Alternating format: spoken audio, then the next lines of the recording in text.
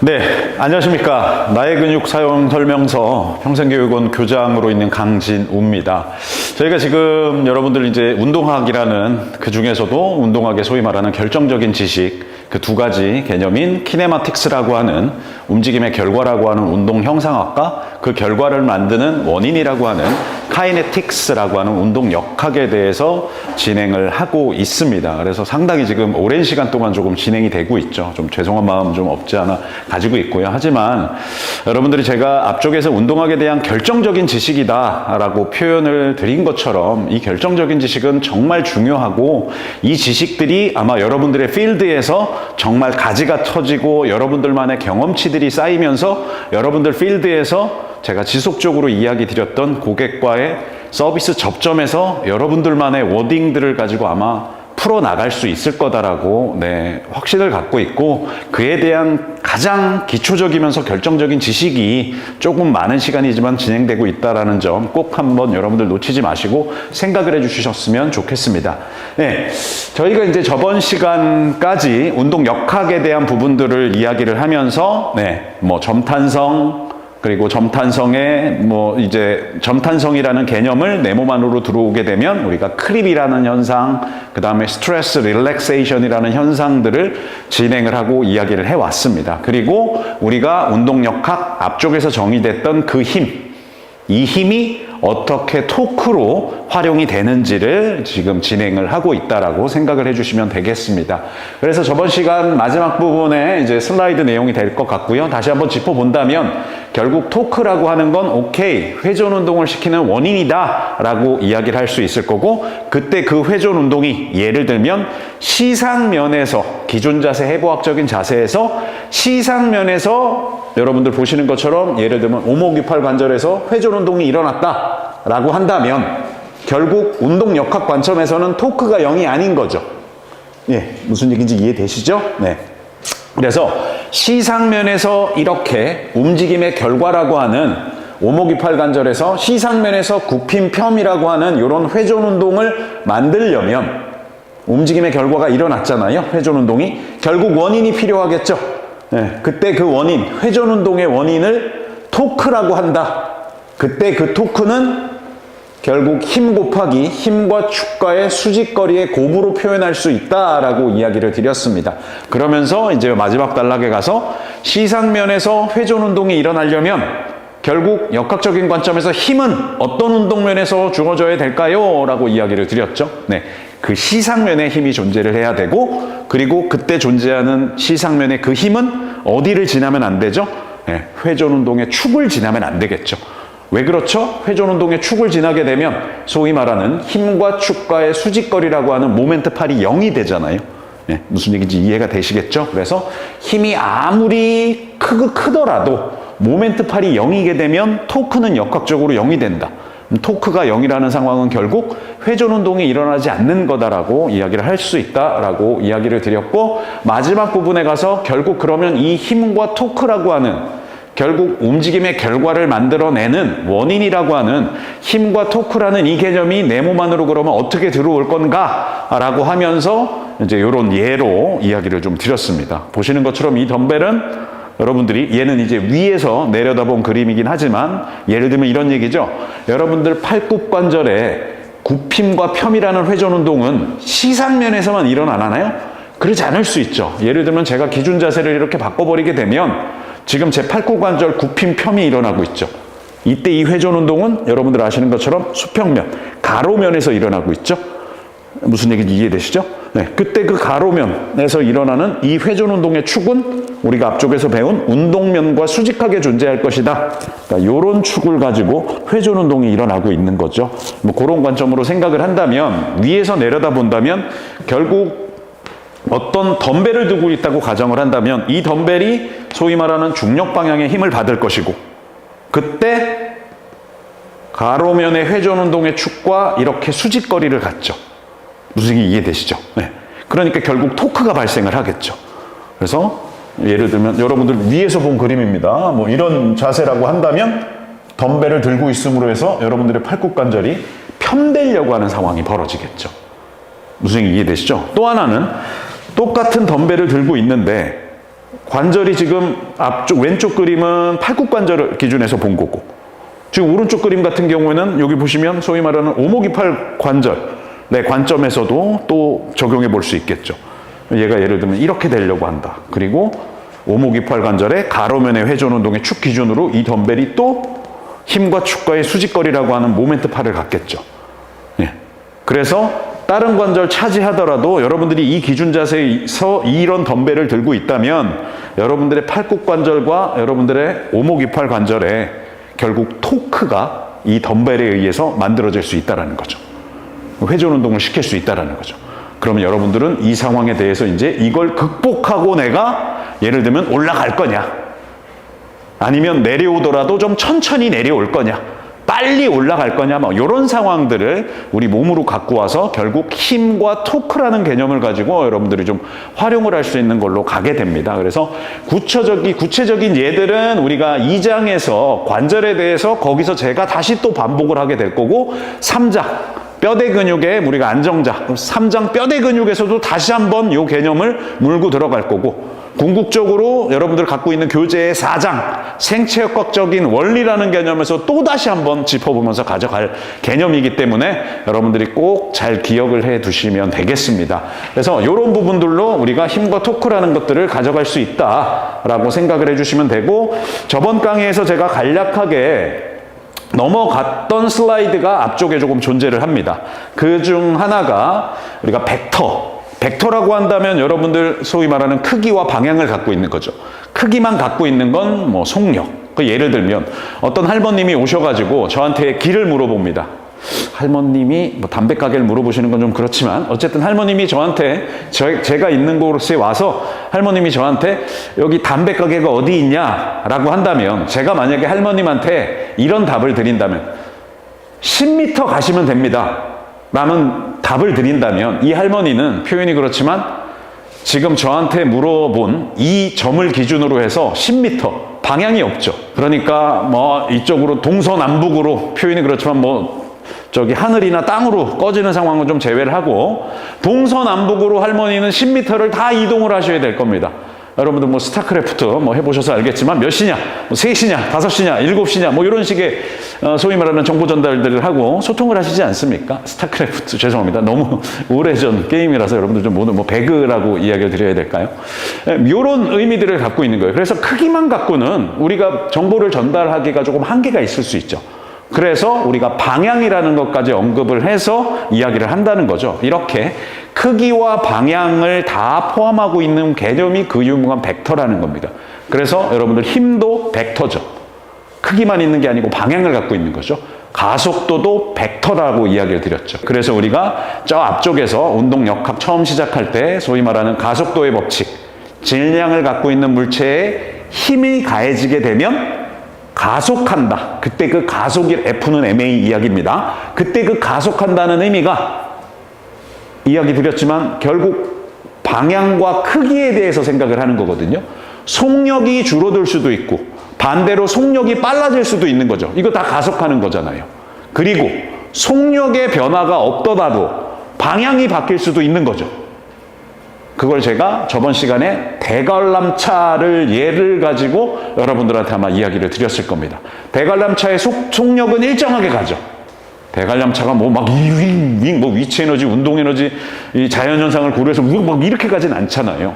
근데 분명한 건 속력은 일정한데, 속력은 제가 설명을 안 드렸지만 속력은 스칼라 양입니다. 크기만 있는 겁니다. 크기만.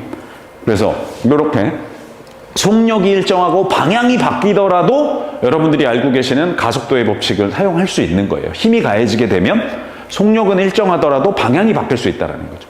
그런 관점들을 우리가 스칼라와 벡터라는 개념을 가지고 좀 표현을 하고, 제가 저번 강의에서 이제 시간이라는 표현을 좀 썼잖아요. 기억나시죠? 힘. 그 힘에다가 소위 말하는 이동한 거리를 곱하게 되면 이제 1이다라고 표현을 했고, 제가 똑같이 아마 이 힘 곱하기 그냥 이동거리를 미터라고만 좀 표현을 해볼게요. 이동거리라고 본다면 힘과 이렇게 이동거리, 시간에 대한 변수가 포함되어 있지 않다 그랬잖아요. 그래서 예를 들면 어느 정도의 힘을 가해서 어떤 물체를 1m 이동시켰다라고 한다면 1번이라는 사람이 1m 이동을 시켰는데 1번이라는 사람은 1m를 1초 만에 이동을 시켰고 2번이라는 사람은 10초 만에 1m를 이동을 시켰다라면 이 둘은 일 개념으로만 보면 똑같이 힘을 써가지고 일정 부분 이동거리로 이동을 시켰다는 거예요. 차이가 없다는 거예요. 시간이라는 걸 고려를 안 하면 차이가 없다는 거예요. 똑같이 일을 한 거예요. 근데 시간을 고려하면 1번 사람은 1초 걸렸다 그랬고 2번 사람은 10초 걸렸다 그랬잖아요. 네, 요 차이, 이런 차이를 여러분들이 두고 싶다면 그런 차이를 보이는 여러분들이 알고 있는 대부분의 물리학 공식에는 시간이라는 변수가 다 들어가 있다는 거예요. 그래서 저번 시간에 얘기했지만 이걸 시간으로 나누면 결국은 그게 인율이라고 하는 여러분들 파워라고 하는 걸로 이제 표현이 될 수가 있겠죠. 그래서 시간이라고 하는 건 실제로 굉장히 많은 부분 우리가 활용을 해요. 여러분들 잘 생각해 보세요. 운동을 할 때 단순히 표현이 그렇지만 세트, 뭐 부하하고 반복 횟수 이것만 갖고 볼 수 있는 건 아니잖아요. 이걸 똑같이 예를 들면 3세트를 할 거고 똑같은 부하를 예를 들면 뭐 10회를 할 건데 이거 얼마 만에 할 거냐? 시간이라는 거. 그 시간이라는 것들을 고려했을 때 비로소 이렇게 여기 여러분들 강의 안에 표현이 돼 있지만 질적으로 그 차이들을 비교를 할 수 있는 거예요. 그때 이제 시간이라는 것들을 활용을 하게 됩니다. 그래서 조금만 더 부가적으로 언급드리면 우리가 여러분들 표현이 그렇지만 rate, proportion, ratio 제가 얼마 전에 이제 전공 서적을 좀 이렇게 좀 참고 자료로 좀 찾아보다가 좀 표현이 그렇지만 여러분들 잘 아시는 레그 프레스 그냥 우리 이거 뭐 대단한 용어 아니잖아요. 레그 프레스 번역서에 다리 누르기라고 표현이 돼 있더라고요. 제가 이걸 한 5분 봤던 것 같아요. 도저히 이해가 안 가서 다리 누르기가 뭐지? 다리는 이렇게 누른다는 건가? 손으로 누르나? 그 발꿈치로 누르나? 뭐 이런 생각이 좀 들더라고요. 좀 표현이 비율이 조금 그렇지만 또는 요런 번역서도 봤어요. 원서는 스트레인이라고 하는데 얘를 어떻게 번역을 해놨냐면 이 단어를 압박이라고 번역을 해놨어요. 우리가 스트레스 스트레인 커브 기억나시죠? 로드, 외적인 내 신체 조직에 외적인 부하가 주어지게 되면 내 신체 조직들은 나름대로의 스트레스를 받을 거고 그 스트레스의 종류는 당연히 여러 가지가 있겠죠. 예? 그 스트레스를 받음에 따라 그 조직이 갖고 있는 결론적인 뻣뻣함 정도에 따라 변형이 일어날 것이다. 그래서 이 스트레스와 스트레인의 관계를 가지고 우리가 스티프니스다라고 정의를 했고 여기에 시간의 개념을 넣어가지고 점탄성, 크립, 스트레스 릴렉세이션 개념들을 좀 가져갔잖아요. 기억나시죠? 얘를 압박으로 표현을 해놨더라고. 그러다 보니까 이런 게 해석이 안 되는 거예요. 야, 리가먼트 스트레인을 인대 압박이라고 표현을 했어요. 제가 이것도 원서를 보기 전까지 이 번역서를 보면서 이해가 안 가겠더라고.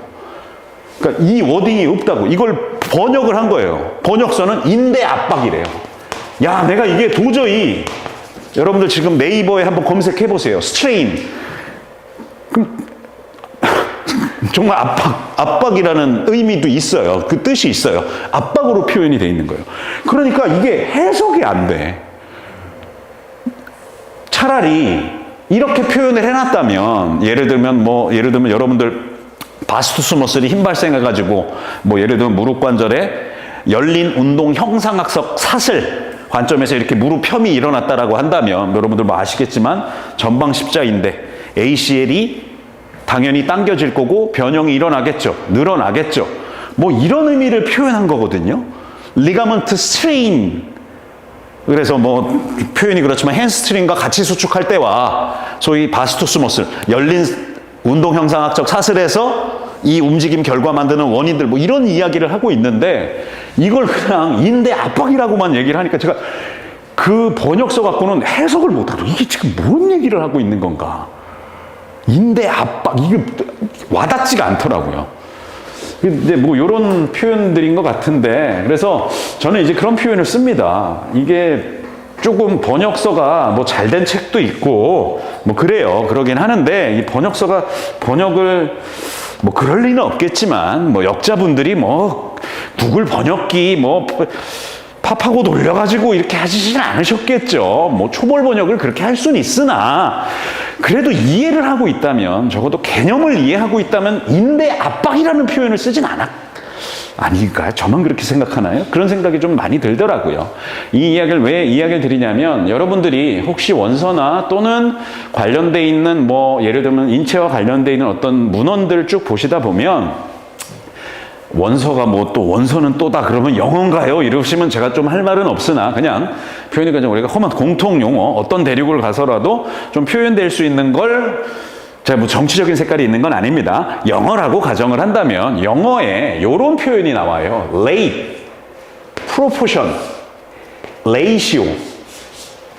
요거 번역 기준으로 보면 두루뭉실하게 번역을 하면 이거 비 또는 뭐 비율, 분율 이런 식으로 번역이 되거든요. 비라고 번역을 하게 되는 건 레이시오를 우리가 비라고 이야기를 해요. 네. 그리고 레이시라는 걸 비율이라고 번역을 해요. 그리고 프로포션이라는 걸 뭐 분율 뭐 이렇게 번역을 하거든요.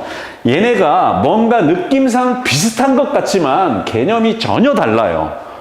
뭔가 비슷한 것 같지만 개념이 전혀 다르다고요. 예를 들면 B라고 하는 건 마치 이런 형태로 돼 있는 겁니다.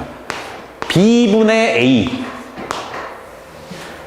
자, 이게 무슨 이야기냐면 제가 지금 B, 레이시오라고 하는 B에 대해서 지금 설명을 드리고 있는 거거든요. 이건 무슨 이야기냐면 예를 들면 분모에 분자가 포함이 안 된 거예요. 무슨 이해되시죠?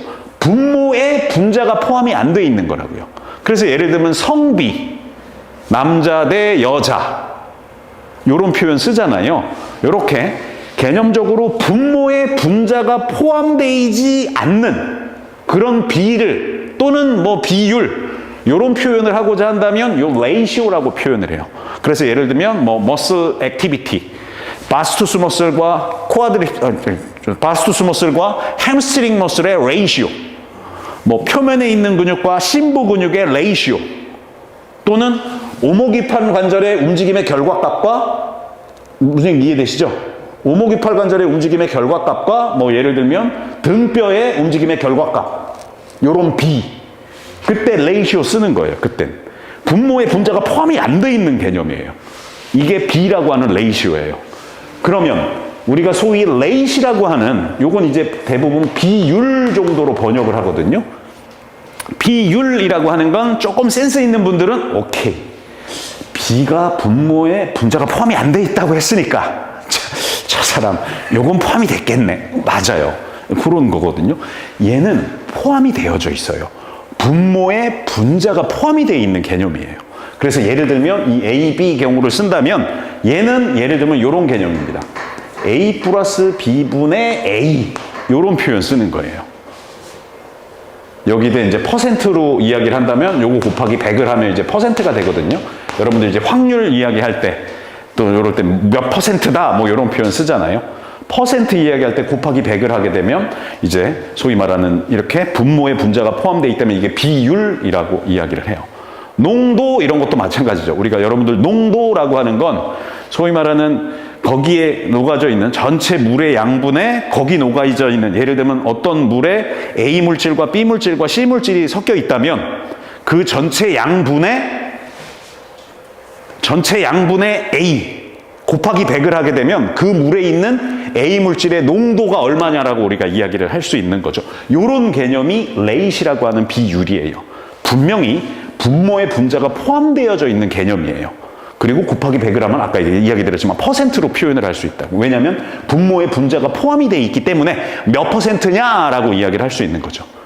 그리고 그 유명한 우리가 분율 정도로 번역이 되는 이 프로포션이 당연히 분모에 분자도 포함되어 있고 이걸 시간으로 예를 들면 나눠주거나 이런 표현을 우리가 사용을 하게 됩니다. 그래서 분명한 건 시간에 대한 개념이 들어가 있는 거예요. 프로포션은. 그래서 우리가 분율 뭐 이런 정도로 좀 표현을 하게 돼요. 그래서 여러분들이 문헌을 보거나 또는 책을 보게 될 때 어떤 뭔가 비교하는 맥락이다. 근데 이 비교하는 맥락이 레이시오와 프로포션과 레이시라는 건 개념이 분명히 다르다. 시간의 개념이 포함되어져 있는 게 분율이라고 하는 프로포션이다라는 거 정도 조금 기억을 하세요. 뭐 책과는 전혀 상관이 없으나 여러분들이 이런 개념들 어떤 지금 우리 이 운동학이라는 강의 안에서는 어떤 움직임의 결과를 만들어내는 원인을 운동역학이라고 했고 force와 토크 이야기를 드렸고 그때 시간이라는 것들을 고려해야 된다면 그 시간이라는 것들을 표현하는 개념이 이렇게 비교하는 것 중에 시간의 개념이 포함되어 있는 프로포션이라는 개념이 있다. 이런 거 조금 배경 지식 정도로 조금 참고를 하시고 보시면 되겠습니다. 왜냐면 이제 논문 같은 거, 이제 표현이 그렇지만 운동학적인 논문 같은 거 많이 보다 보면 활용이 좀 되거든요. 그리고 이제 뭐 여러분들 제가 좀 말장난하는 것 같지만, 우리가 소위 말하는 움직임, 무브먼트라고 하는 움직임 안에 엑서사이즈가 좀 포함되어져 있다라고 이제 많은 경우 이야기를 하죠. 예를 들면 조금 그렇지만 이런 큰 원을 무브먼트다라고 한다면 어느 정도의 포션을 차지하는지 모르겠지만 이 안에 엑서사이즈가 있다라고 볼 수 있죠. 네, 볼 수 있죠. 근데 조금 한번 좀 고민을 해보세요. 고민을 해보다 보면 여러분들 등척성 운동이라는 거 있죠? 등척성 운동. 네. 뭐 내 몸의 어떤 수준까지는 모르겠지만 그냥 우리가 앞에서 정의됐던 자세라는 거, 공간에서 뼈와 뼈의 상대적인 위치다. 움직임이라는 거, 공간에서 뼈와 뼈의 상대적인 위치가 변하는 거다라고 우리가 정의를 했잖아요. 그 관점에서 본다면 등척성 운동이라는 건 뼈와 뼈의 상대적인 위치가 변하는 건 아니죠. 뼈와 뼈의 상대적인 위치가 변하는 건 아니잖아요. 등척성 운동은. 물론 등척성 운동해도요, 땀이 나고요, 살이 빠지고요, 뭐 세포의 변화들도 막 일어나고요. 뭐 당연하죠. 예. 근데 우리가 역학적으로, 뭐 표현이 그렇지만 고전 역학 관점에서 우리가 지금까지 흘러왔던 논리적인 흐름 안에 분명히 등척성 운동이라는 건 움직임이 아니잖아요. 그럼 운동이 아닌가? 아니잖아요. 운동이잖아요. 등척성 운동도. 이 관계는 맞지가 않죠. 이 관계는 맞지가 않죠. 네. 무슨 얘기인지 이해되시죠? 그러니까 그냥 대충, 표현이 그렇지만 대충이라는 표현 안 해주죠. 굉장히 지금 우리가 고귀한 학문을 하고 있습니다. 우리가 좀 굉장히 고귀한 학문. 제가 판단했을 때 이제 운동을 표현하는 이 자연계에 존재하는 운동을 표현하는 신의 언어와 가장 가까운 학문을 꼽아라. 신의 언어를 그러니까 좀 종교적인 색깔이 있을 수 있으나 그냥 조금 우리가 상식적인 인문학적인 관점에서 바라본다면 이 지금 자연계에 존재하는 운동과 관련돼 있는 신의 언어에 가장 가까이 가 있는 학문이 뭐냐라고 이야기를 한다면 그것도 이제 좀 융합의 시대니까 융합 학문이 뭐냐? 운동을 표현하는 신의 언어에 아주 가까이 가 있는 융합 학문이 뭐냐라고 얘기를 한다면 저는 자신 있게 감정을 실어서 표현할 수 있을 것 같아요. 그게 운동학이에요. 키네지올로지. 그래서 저는 운동학이에요. 사실 굉장히 중요하죠. 근데 이제 뭐 배경 지식도 필요하고 뭐 이런 맥락이 되겠죠. 그 안에 이야기들을 조금 연결시켜 드린 거고, 그래서 우리가 일반적으로 움직임 안에 운동이 포함되어 있다. 이 원이 클 것이냐 작을 것이냐라고 이야기하기 이전의 원론적인 이 등척성 운동. 뼈와 뼈의 상대적인 위치가 안 바뀌는 건데 그거 움직임 아니잖아. 근데 운동이거든요, 얘도. 그 관점들도 좀 추가적으로 여러분들이 좀 갖고 계시면서 좀 바라보시기 바랍니다. 그래서 이렇게 크기와 방향을 다 가지고 있는 걸 우리가 벡터라고 이야기를 하게 됩니다. 그래서 힘과 토크, 벡터, 그 방향이 중요하다 그랬어요. 저번 강의에서 기억나세요? 토크의 방향도 있다. 제가 아마 나사 못 가지고 비유를 해드렸죠. 여러분들 기억나시죠? 나사 못. 이렇게 표현이 그렇지만 볼트 너트 관계로 본다면 박힐 수도 있고 빠질 수도 있잖아요. 박힐 수도 있고 빠질 수도 있겠죠. 제가 아마 이렇게 나사못에다가 빨대 이렇게 연결해가지고 좀 이야기를 드렸던 것 같아요. 근데 내 몸에 표현이 그렇지만 관절의 형태, 관절 주변에 있는 연부조직의 형태가 그런 나사못의 형태를 취하고 있지는 않거든요. 근데 분명한 건 힘의 방향과 토크의 방향은 달라요.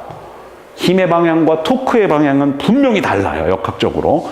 이런 부분들은 여러분들이 조금 더 패시브한 구조들을 가지고 좀 고민하고 생각하는 맥락인 거고, 조금 더 아무튼 큰 의미 안에서 이렇게 벡터라는 건 분명히 방향을 갖고 있다라는 것들을 조금 기억을 해 주시고 보시면 되겠습니다. 그래서 뭐 힘에 대한 4가지 뭐 개념적인 표현 방법, 뭐 길이로 표시하고 크기, 그다음에 공간적인 위치들, 방향들, 작용점이 어디게 될 거냐, 뭐 이런 것들을 표현을 합니다. 그래서 여러분들이 뭐 예를 들면 책을 보시게 되면 이런 화살표, 이런 그림들 좀 나오잖아요. 작용점이 여기 있는 거예요. 그렇게 우리가 동의를 한 겁니다. 방향은 일로 가고 있는 거고, 크기는 뭐 이게 되는 거고, 이런 맥락으로 생각을 해주시면 되겠습니다. 그래서 크기와 방향이라는 것들은 여러분들이 우리가 꼭 같이 생각을 해야 된다. 왜요? 지금 force 토크 얘기를 하고 있으니까 고관점으로 생각을 해주시면 되겠습니다. 그리고 이제 뭐 또 하나의 개념이 우리가 생산적인 대항작용 뭐 이런 표현을 쓰는데, 요건 이제 제가 뒤에 가서 뭐 여러분들 알고 있는 소위 말하는 주동근, 작용근, 그 다음에 이 아고니스트라고 하죠. 이 아고니스트, 작용근의 대항이 되는 안타고니스트, 대항근, 이런 표현들 쓰는 거고, 작용근과 같은 힘의 방향은 아니지만 작용근의 뭐 표현이 그렇지만 작용근의 어떤 일을 돕는 시너지스트라고 하는 협력근, 짝힘들, 이런 이야기를 할 거거든요. 그 전에 이 생산적인 대항작용이라 그래서 이 생산적인 대항작용, 이게 표현이 조금 그렇거든요. 얘를 표현이 그렇지만 뼈대 근육 관점에서 내 몸 안으로 갖고 들어오게 되면 표현을, 이런 표현을 써요. 우리가 뒤에 이야기를 할게요. 안타고니스틱 머슬 페어라는 표현을 쓰거든요. 이 얘기 무슨 얘기냐면, 여러분들 어떤 움직임 가져가려면 어떤 뼈대 근육들은 짧아지고 어떤 뼈대 근육들은 늘어나요. 그렇거든요. 내 몸의 구조가 그렇게 돼 있다고요. 무슨 얘기 이해되시죠? 그리고 뼈대 근육만 짧아지고 늘어나는 게 아니고 패시브한 구조들도 짧아지고 늘어나고 하는 상황이 분명히 다 벌어지죠. 이 큰 덩어리를 우리가 앞쪽에서 뭐 큰 의미에서 얘기했던 뼈의 형태, 골학, 관절학, 관절 주변을 지나가는 패시브한 구조, 액티브한 구조, 이런 이야기들을 했잖아요. 그래서 생산적인 대항작용이라는 건 내 몸 안으로 갖고 들어왔을 때 안타고니스틱 머슬 페어라는 개념으로 우리가 표현을 할 수 있어요. 이 얘기 무슨 얘기냐면, 어떤 움직임 만들어내기 위해서 뭐는 늘어나고 뭐는 짧아진다는 거예요. 근데 여기서 시간이라는 개념을 한번 생각해 보면, 여러분들 지금 그림처럼 이렇게 망치로 여기 나무에 박혀져 있는 못을 박을 거예요. 그럼 여러분들 표현이 그렇지만 짧은 시간 안에 좀 효율적으로 박으려면 여러분들이 이렇게 박진 않겠죠. 순간적으로 뭔가 늘려놓고 얘가 다시 되돌아가고자 하는 그 힘, 우리가 소위 말하는 일라스티시티, 탄성이라고 이야기하는 게 다시 원래대로 되돌아갈 수 있는 능력을 이야기를 하거든요. 이런 것까지 이용을 해서 여러분들이 망치를 박으려고 하죠. 누굴 때릴 때 이렇게 때리진 않잖아요. 야구선수, 제가 아마 중간에 거드 뭐 이런 표현 썼죠. 외회전은 겁나 많이 일어나고 내회전은 좀 제한되는. 앞쪽으로 홈플레이트가 저기라면 공을 던지는데 이렇게 안 던지잖아요, 투수가. 이렇게 안 던져요. 순간적으로 뭔가 쫙 늘려놓고 그 늘어난 놈이 다시 원래대로 되돌아가려고 하는 그 힘까지를 이용을 해서 던지잖아요. 네. 이게 효율적으로 뭐 좀 정확하고 빠른 구속을 가지고 공이 저쪽으로 날아갈 수 있다라고 생각을 해본다면, 분명한 건, 판사한 건 좀 지울게요. 빨리 해야 돼요, 빨리. 빠르게 해야 돼요. 이게 만약에, 그럴 리는 없겠지만, 이 못을 하나 박는데, 나무늘보 1박 2일이 걸려요. 이렇게 다 늘려놨다가 좀 졸아. 그랬다가 내려가는데도 또, 이렇게 간다면, 이거 우스갯소리로 열 에너지도로 다 빠져나가요. 이 시간이 굉장히 표현이 그렇지만 짧아야 돼요. 그래야 여러분들이 효율적으로 소위 말하는 이 생산적인 대항작용이라고 하는, 다른 말로 내 몸 안으로 갖고 들어와서 안타고니스틱 머슬 페어를 이용을 해가지고 뭔가 어떤 뭐 표현이 그렇지만 우리가 행위, 비헤이비어, 뭐 액션, 움직임들을 하는 거거든요. 그것도 뭐 표현이 그렇지만 목적을 가지고 이런 것들이 일어나려면 빠르게 일어나야 돼요. 그래서 우리가 여러분들 뭐 스트레칭, 쇼트닝 사이클 뭐 이런 표현도 들어보셨죠. 점프할 때 좀 카메라 각도상 잘 보이지 않지만 제 발목 생각하시면 여러분들 점프할 때 그냥 이렇게 안 하잖아요. 이 뭐 덩크가 되겠어요? 안 되겠죠? 순간적으로 뭔가 관절 주변을 지나가는 연부 조직을 쫙 늘려놓고 다시 되돌아가려고 하는 힘까지를 이용을 해서 여러분들이 예를 들면 점프 행위를 좀 가져가겠죠. 이런 것도 마찬가지 개념이거든요. 그래서 뒤에 정의할 주동근, 대항근, 협력근들 이런 관계들을 역학적으로 시간에 대한 변수들을 좀 더 가급적 빠른 시간 안에 결국 어떤 결과를 만들어내기 위해서 효율적으로 순간적으로 늘려놓고 다시 되돌아가고자 하는 그 힘까지를 이용해서 가져간다라고 생각을 해주시면 돼요. 그래서 나중에 이제 우리가 멤버십 안에서 지금 운동학이라는 컨텐츠를 가지고 진행을 하고 있겠지만 또 하나의 컨텐츠가 우리가 인트로 영상 제가 한 1시간 정도 이제 여러분과 라이브로 소통했던 근막 시스템 안에서도 그 관점들이 이제 논의가 될 거거든요. 그래서 그 안에서 구체적인 어떤 조직학적인 이야기들 이런 관점들을 거기서 보고요. 예를 들면 여러분들은 콜라겐 파이버, 일라스틱 파이버 이런 것들이 있잖아요. 네. 예를 들면 제가 아까 스트레칭, 쇼트닝 사이클 이야기를 했지만 여러분들 이 상태에서 순간적으로 늘려주고 다시 가고자 할 때 근육만 늘어날까요? 아니겠죠. 힘줄 조직 같은 것도 분명히 늘어날 거예요. 그때 우리가 소위 말하는 대부분의 힘줄은 여러분들 그냥 참고 정도로만 듣고 가보세요. 여러분들은 우리 몸에 있는 힘줄, 뭐 원론적인 건 구조적으로 소위 말하는 표현이 그렇지만 근육 조직과 뼈 조직을 연결을 하는 거잖아요. 그게 힘줄 조직이잖아요. 그래서 여러분들 잘 보시면 어떤 힘줄 조직은 좀 뭔가 이렇게 바깥쪽에 힘줄 조직을 싸고 있는 그런 힘줄 조직도 있어요. 그렇지 않은 힘줄 조직도 있고 넓은 힘줄 조직도 있고 좁은 힘줄 조직도 있거든요. 근데 우리가 개념적으로 대부분의 힘줄 조직은 이렇게 조금 장력, 좀 버티는 힘이 크기 때문에 그걸 이제 우리가 앞쪽에 뻣뻣함에서 정의를 할 때 아마 기억나시죠? 뼈 조직, 근육 조직, 힘줄 조직 생각한다면 어떤 조직이 더 질길 거냐? 결국 이 얘기는 변형이 덜 일어날 거냐라고 이야기를 할 수 있잖아요. 힘줄 조직이 대부분이 그렇거든요. 듣고만 가셔도 돼요. 대부분의 힘줄 조직은 한 7, 80%가 그 두꺼운 콜라겐 파이버 타입 1 장력의 견디를 나중에 2장에 나올 건데 제가 먼저 이야기 드립니다. 두꺼운 콜라겐 파이버 타입 1 파이버가 한 7, 80%를 이루고 있어요. 그리고 나머지 한 20, 30% 정도가 이 안에 여러분들 콜라겐 파이버는 세포가 아니거든요. 네, 그래서 힘줄이라는 건 여러분 그냥 듣고만 가셔도 돼요. 힘줄 조직이라는 건 우리가 트로포콜라겐이라고 하는 콜라겐의 삼중 나선 구조. 얘네들이 모여가지고 얘네들을 트로포콜라겐을 다른 말로 뭐 표현이 그렇지만 힘줄에 뭐 그냥 듣고만 가셔도 됩니다. 다른 말로 마이크로 피브릴이라고 하거든요. 이 마이크로 피브릴들이 막 모여가지고 피브릴을 이루어요. 이 피브릴들이 또 여러 개가 모이게 되면 그게 파이버가 돼요. 이 파이버가 여러 개가 모이게 되면 그게 다발, 파시클, 번들이 되거든요. 그 번들이 또 여러 개가 모이게 되면 비로소 그게 하나의 힘줄이 돼요. 얘네들 안에, 이 안에 소위 말하는 번들, 힘줄, 기억나세요? 저번 시간에 제가 나중에 자세히 이해를 하겠지만 근육 조직을 싸고 있는 결합 조직이 있다. 그걸 우리가 페리미지움이라고 한다. 얘가 엄청 중요한 역할을 한다라고 좀 이야기를 드렸잖아요. 힘줄 조직도 마찬가지거든요. 하나의 힘줄을 이루고 있는 그 힘줄 다발들, 그 다발들 사이사이에 힘줄 조직의 세포가 있어요. 그리고 다발 안에도 힘줄 조직의 세포가 있거든요. 제가 지금 콜라겐 파이버 타입 1을 제외한 아까 기억나시죠? 하나의 힘줄은 7, 80%는 두꺼운 콜라겐 파이버 타입 1이 이루고 있고 이 콜라겐 파이버 이외에 20, 30% 정도가 세포가 됐든 혈관이 됐든 뭐 림프가 됐든 신경이 됐든 뭐예요? 저기 일라스틱 파이버가 됐든 뭐 프로테오글리칸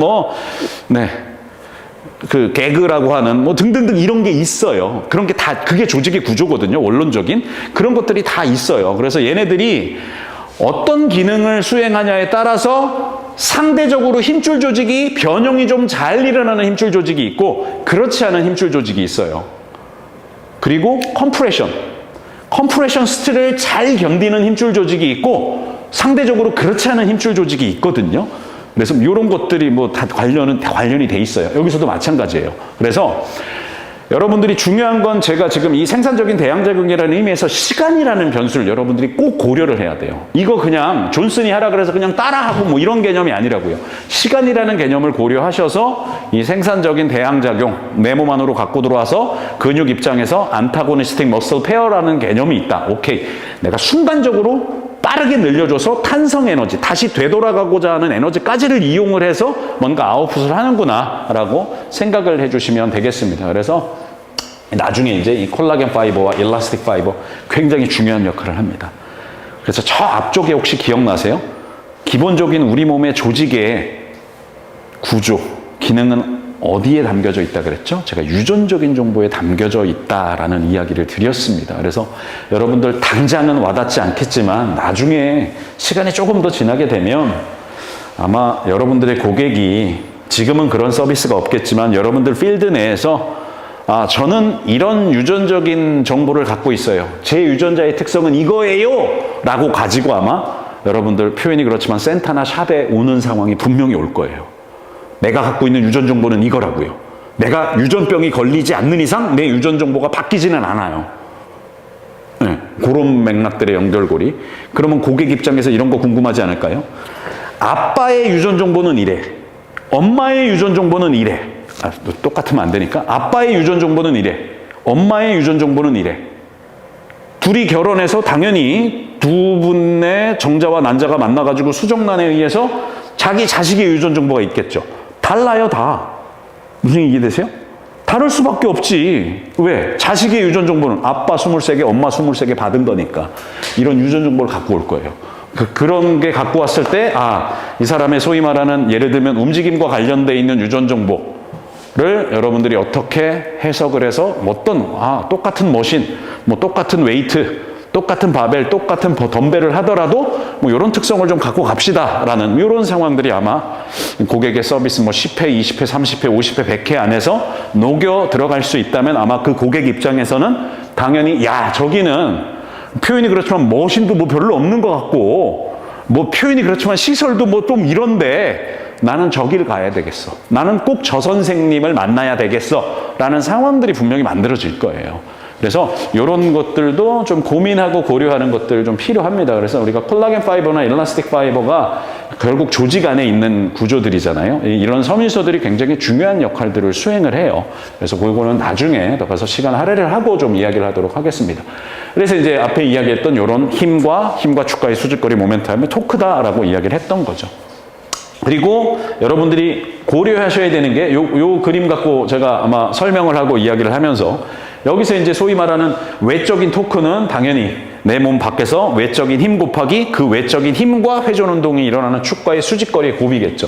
예를 들면 여기 바벨을 하나 더 들고 있다라고 한다면 여기가 중력 방향이라고 한다면 당연히 중력 방향의 힘을 받을 거고 시상면의 운동면과 소위 말하는 수직한 축, 회전 운동의 축을 기준으로 힘과 축과의 수직거리라고 하는 모멘텀을 갖잖아요. 그럼 얘에 의해서 여러분들이 바라보시는 관점에서 이렇게 시계 방향으로 회전 운동이 일어나려고 하죠. 얘 때문에.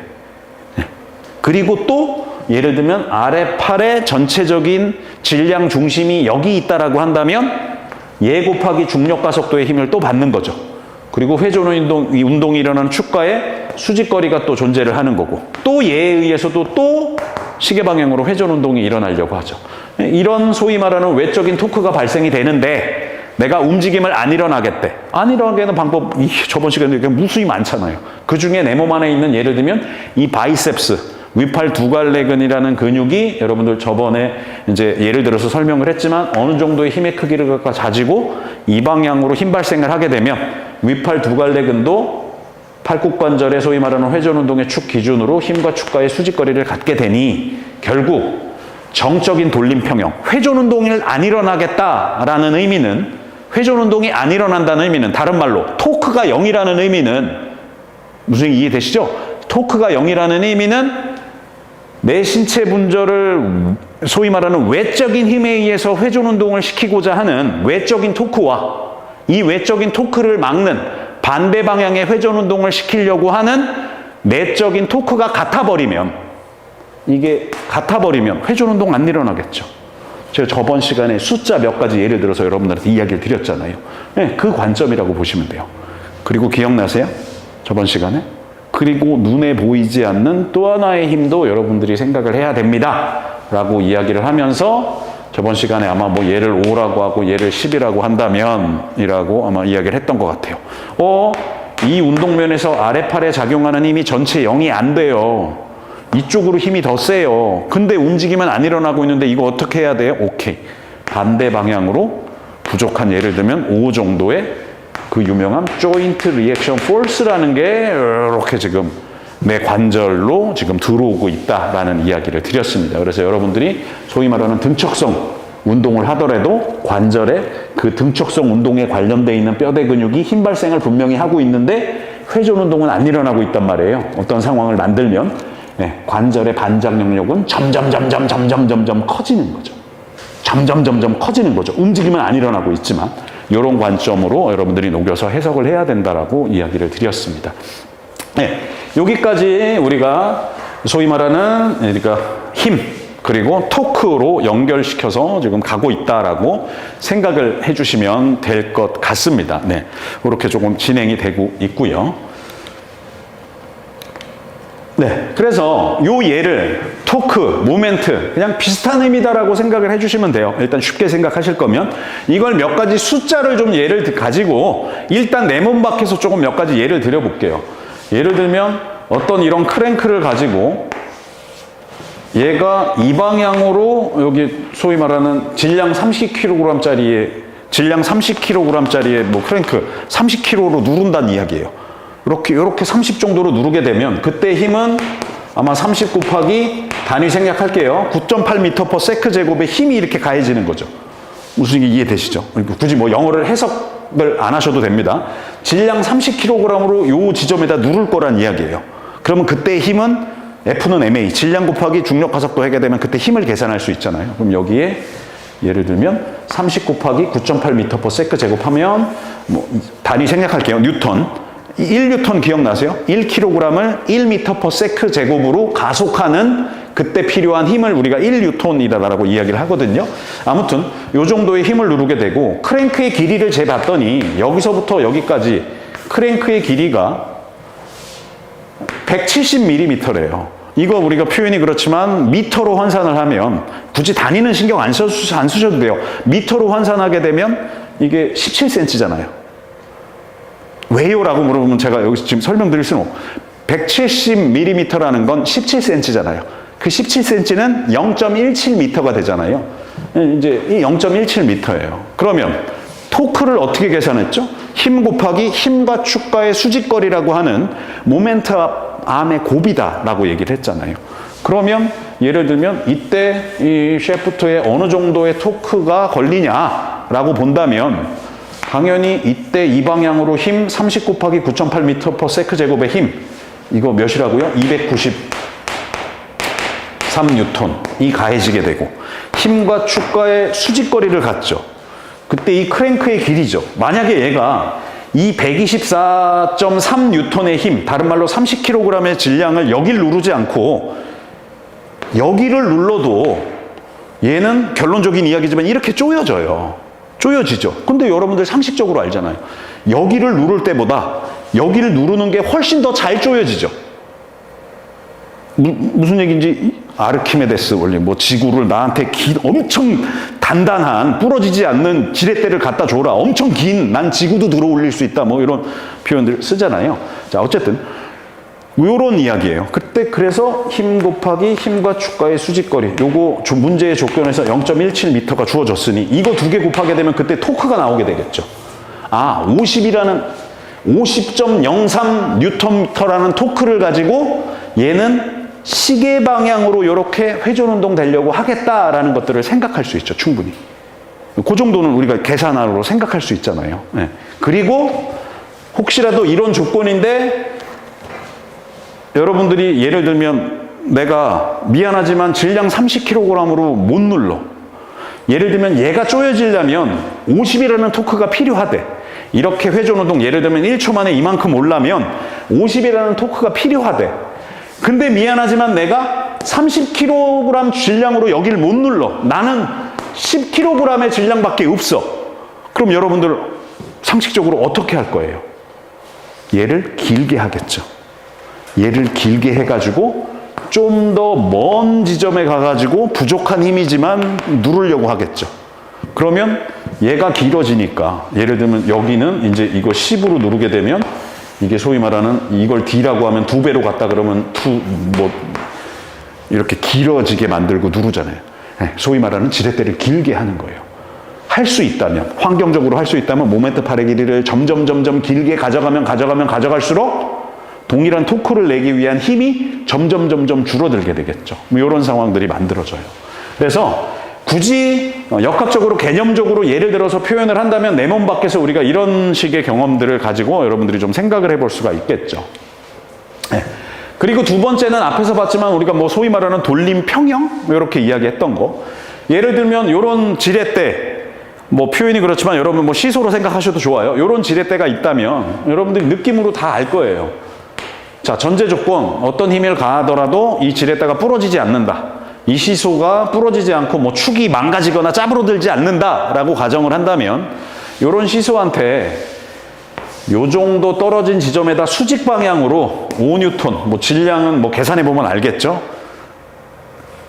F는 MA라고 했으니까 5뉴턴이고 질량 곱하기 9.8m/s 제곱 10이라고 한다면 대충 요거 나누면 질량 어느 정도로 누르는 거다 알 수 있잖아요. 어쨌든 5뉴턴의 힘으로 시소의 축에서 수직 방향으로 0.5m 떨어진 지점에 내리 누를 거래요. 그럼 단위 생략하고 이거 곱하기 이거 하게 되면 토크잖아요. 무슨 이해되시죠? 이거 곱하기 이거 하면 이 힘에 의해서 이 시소가 이렇게 회전 운동하려고 하는 토크가 걸리는 거잖아요. 무슨 얘기 이해되시죠? 네. 근데 이 힘이 주어지더라도 나는 회전 운동을 안 시킬 거야. 그냥 이 시소를 여기 그대로 둘 거야 라고 한다면 둘 수 있는 방법은 원론적으로 무한대지. 원론적으로.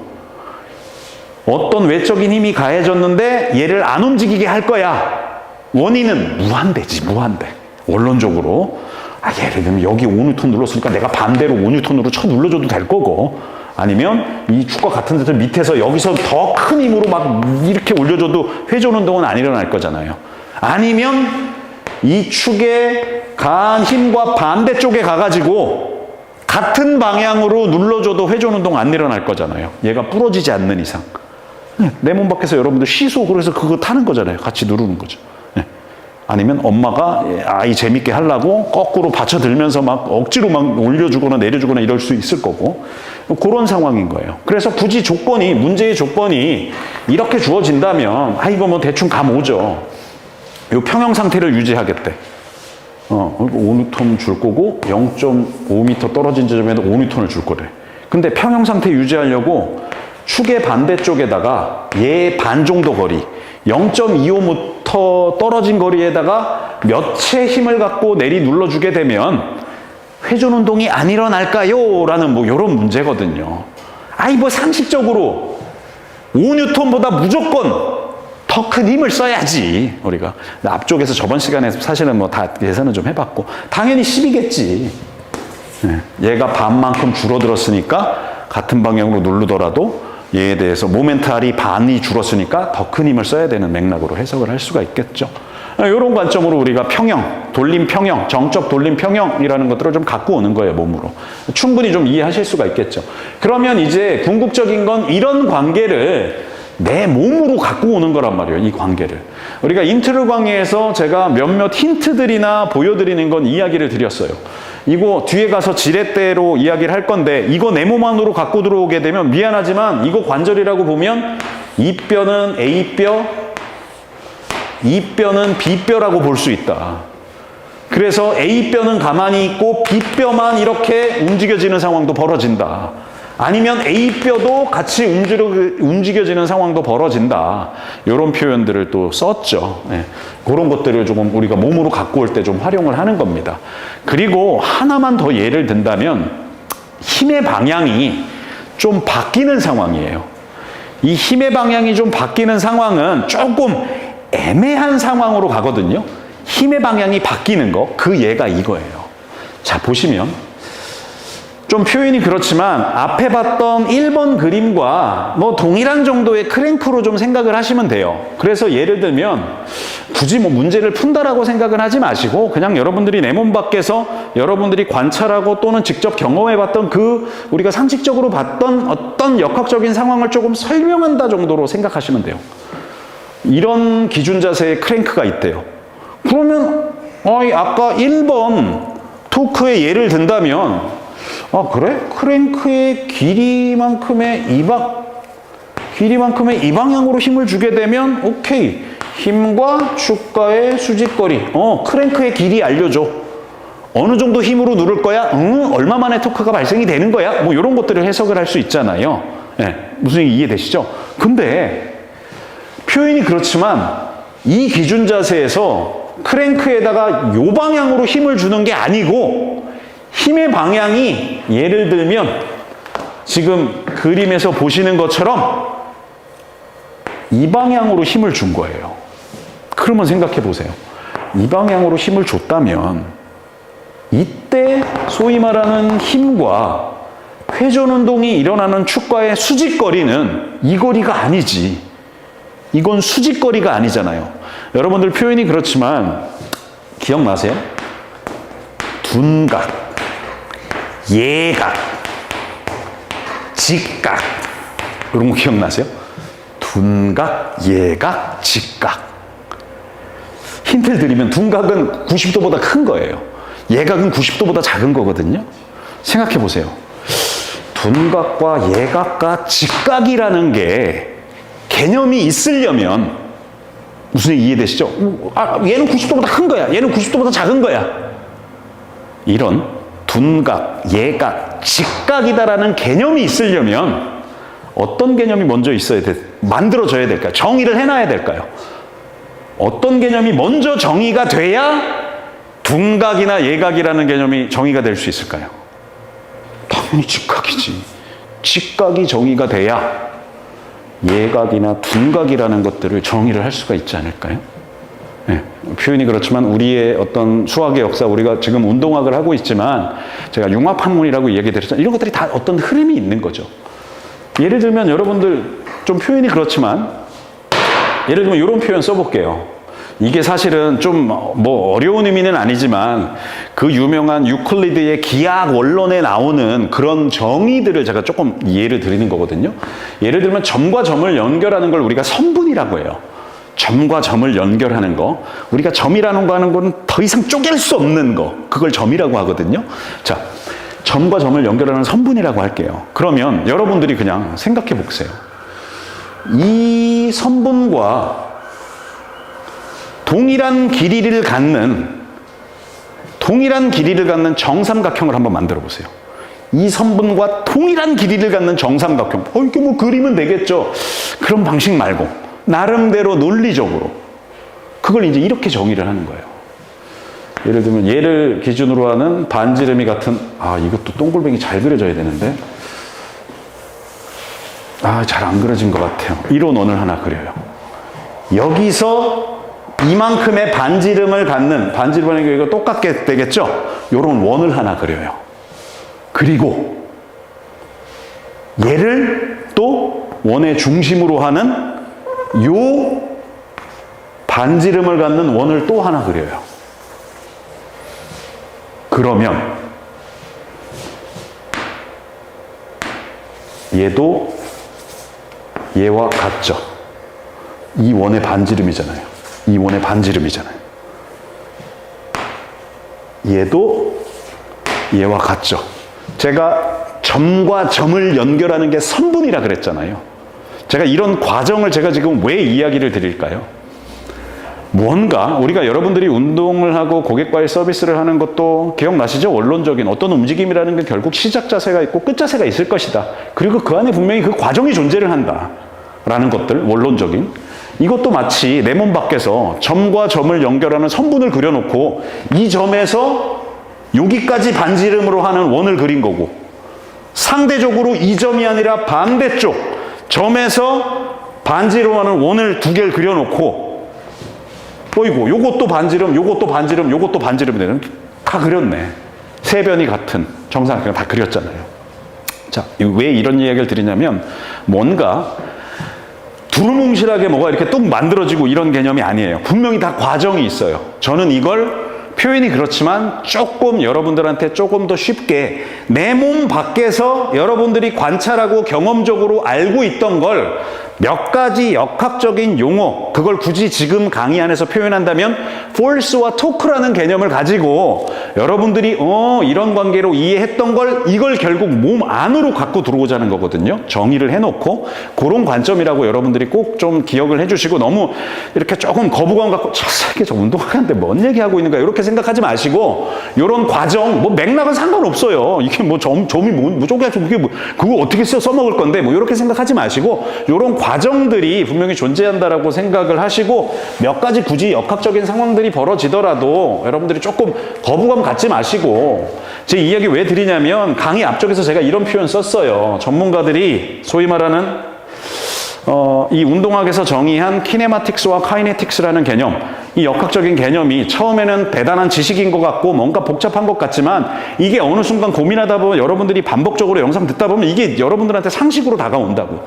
그러면 그런 무기를, 그런 용어, 개념들을 갖고 있는 사람은 소위 말하는 고객의, 예를 들면 운동학 안에서 고객의 자세나 움직임을 바라볼 때 숫자로 계산하자고 하는 게 아니에요. 지금 빠르게 여러분들이 그런 운동학적인 감각이나 그런 논리를 펼쳐나갈 수가 있다고.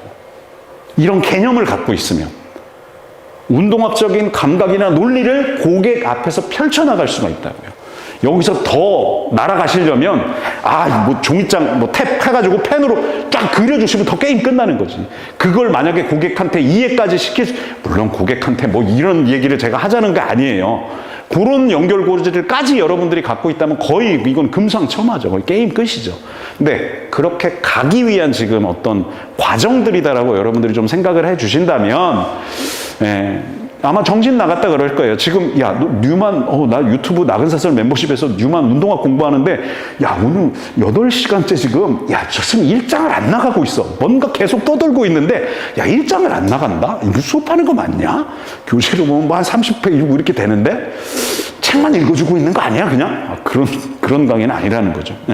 아무튼 그 의미인데, 여기서 지금 방향이 아까 이야기 드렸지만 이 방향으로 주면 뭔가 계산하기 깔끔하고, 그런데 이 방향이 주어진다면 이때 힘과 회전 운동이 일어나는 축과의 수직거리는 이 크랭크의 길이가 아니란 말이에요. 이게 수직거리잖아요. 이게 수직거리가 돼버린다고.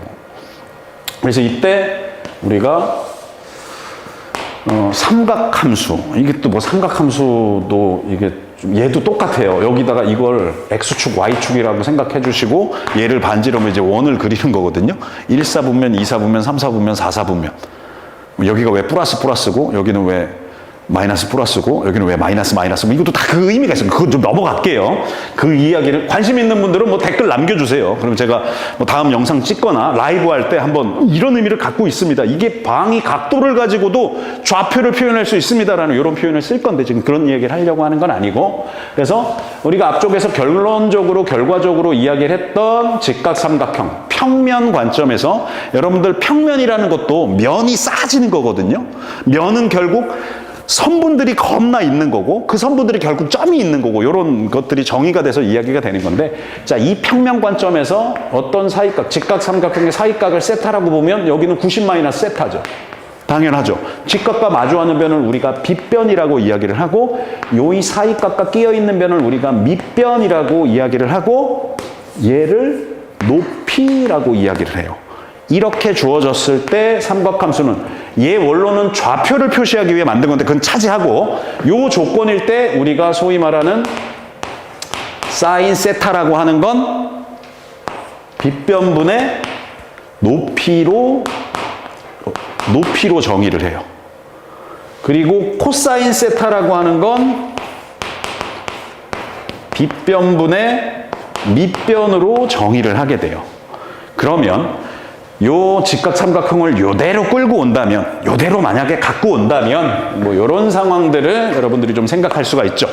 오케이, 요런 지금 직각삼각형을 우리가 좀 생각해 볼 수 있고, 네가 힘을 이 방향으로 준다 그랬으니 결국 이 힘과 회전 운동이 일어나는 축과의 수직거리는 얘가 되잖아요. 무슨 얘기 이해되시죠? 얘가 되잖아요. 그럼 얘는 아까 보셨겠지만 여기를 세타라고 하면 얘는 이 직각삼각형의 밑변이었잖아요. 아까 제가 지웠지만 코사인 세타라고 하는 건 빗변분의 밑변으로 표현할 수 있다 그랬잖아요. 그러면 이 식에서 밑변이라고 하는 건 빗변 곱하기 코사인 세타라고 표현할 수 있죠. 그러면 갖고 오면 결국 이 길이, 다른 말로 이런 힘이 주어졌을 때 힘과 축과의 수직거리, 그게 결국 이 길이잖아요. 이 직각삼각형의 밑변이 되는 거고, 그때 밑변은 어떻게 표현한다고요? 빗변 곱하기 코사인 세타라고. 그래서 만약에 이 크랭크의 길이가 주어졌다면 그 크랭크의 길이 D라고 표현할게요. 크랭크의 길이 곱하기 이 사이값 코사인 세타가 요 수직거리가 된다고요. 이게 모멘트 암이 된다는 거죠. 그래서 네가 여기서 힘을, 여기서 문제의 조건은 85 토크 내려면, 85라는 토크 내려면 요 방향으로 몇이라는 힘을 주면 되니? 라는 문제인 거예요. 뭐 그게 중요한 건 아니고 그 의미거든요. 그래서 저 방이 각도를 알아야 되는 거고, 그때 각도가 주어졌을 때 오케이, 크랭크의 길이가 420mm, 다른 말로 0.42m라고 주어진다면 오케이, 힘과 축과의 수직거리라고 하는 건 표현을 했지만 이렇게 구할 수 있을 거다. 무슨 이해되시죠? 그리고 토크가 주어졌다, 문제에서. 그럼 여기서 굳이 85 토크는 힘 곱하기 힘과 축과의 수직거리잖아요. 근데 힘과 축과의 수직거리를 이렇게 계산할 수 있다 그랬죠. 그때 코사인 35도가 뭐 몇인지 모르겠는데 조건을 때려 넣어서 여러분들한테 아마 제가 죄송합니다. 이걸 조사를 해왔어야 되는데 제 삼각함수표 어떻게 코사인 35도 값을 여러분들이 좀 코사인 함수 이렇게 그려지거든요. 1보단 작아요. 어쨌든 0보단 크고, 어쨌든 그 값이 주어진다면 코사인 35도 곱하기 크랭크의 길이가 모멘트 암이잖아요. 무슨 이해되시죠? 이게 모멘트 암이라고요. 그래서 여러분들이 이 문제에 줬던 85라는 토크 내려면 저 방향으로 몇이라는 힘을 내야 된다라면 얘가 분모로 가면 되겠죠. 그래서 여기 그렇게 쓰여져 있는 거예요. 85 나누기 모멘트암. 모멘트암은 요거로 표현한다 그랬잖아요. 네. 그걸 한 거예요. 요 정도. 토크. 요 정도 힘이 필요하다. 요 방향으로 요 정도 힘을 줘야 이렇게 85라는 토크가 만들어진다는 걸 몸 밖에서 좀 계산을 해볼 수 있는 상황이 되는 거예요. 여기서 중요한 의미는 결국 힘의 방향이에요. 이 힘의 방향을 동일한 작용점에 힘을 주더라도 어떤 방향으로 줄 거냐에 따라서 결국 뭐가 변해요? 힘과 축과의 수직거리가 변한다. 여기서 피타고라스의 정리를 이야기를 할 건 아니지만, 예를 들면 빗변의 제곱은 양변의 제곱과 합과 같다. 그래서 예를 들면 얘를 3이라고 하면 얘를 4라고 하고 얘가 5가 되겠지. 무슨 3대 4대 5. 5, 25, 3, 3은 9, 4, 46. 이거 더하면 이렇게 제곱. 무슨 이해되시죠? 분명히 얘 길이와 얘 길이는 다르죠. 분명히 얘 길이와 얘 길이는 다르잖아. 얘 3이라고 하고 얘 4라고 하면 얘 무조건 5잖아. 얘와 얘는 달라. 결국 힘과 축과의 수직거리가 바뀌는 상황. 힘의 방향이 바뀌는 상황. 이게 이제 내 몸 안에 들어오는 상황이 벌어지는 거예요. 생각해 보세요. 해부학적인 자세에서 여러분들의 뼈대 근육의 기시정지에 따라서 쭉쭉쭉쭉 뭔가를 알고 있어요.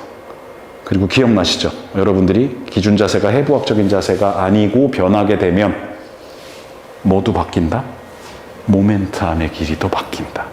힘과 축과의 수직거리도 대부분의 관절에서 변화가 일어난다. 그에 따라서 토크도 바뀐다. 라는 상황으로 우리가 가져가기 위해서 이런 개념을 우리가 몸 밖에서 좀 정의를 하자는 거예요. 오케이. 힘의 방향이 바뀌는 상황, 그리고 힘과 축과의 수직거리가 바뀌는 상황, 그 상황을 내 몸 밖에서 이런 수식을 통해서 우리가 좀 이해를 하자는 거예요. 그리고 요걸 가지고 가져갈 거니까. 그 부분들로 여러분들이 좀 생각을 해주시면 될 것 같아요. 네, 이번 시간 강의 일단 여기까지 진행을 하고, 이어서 이제 다음 강의에서 아까 언급드리고자 했던 이제 이걸 내 몸 안으로 갖고 들어올 때 그때 힘, 근육 입장에서 아고니스트, 안타고니스트, 시너지스트들을 정의를 해놓고 마지막 파트, 이제 운동역학의 마지막 파트예요. 지렛대 시스템, 1형, 2형, 3형으로 정리를 해가는 거예요. 이렇게 정의된 개념을 이제 몸만으로 갖고 들어오는 거. 여기부터 여러분들이 조금 그걸 가기 위한 준비 과정이다라고 생각을 해주시면 좋겠습니다. 네, 이번 강의 여기까지 진행을 하도록 하겠습니다. 수고하셨습니다.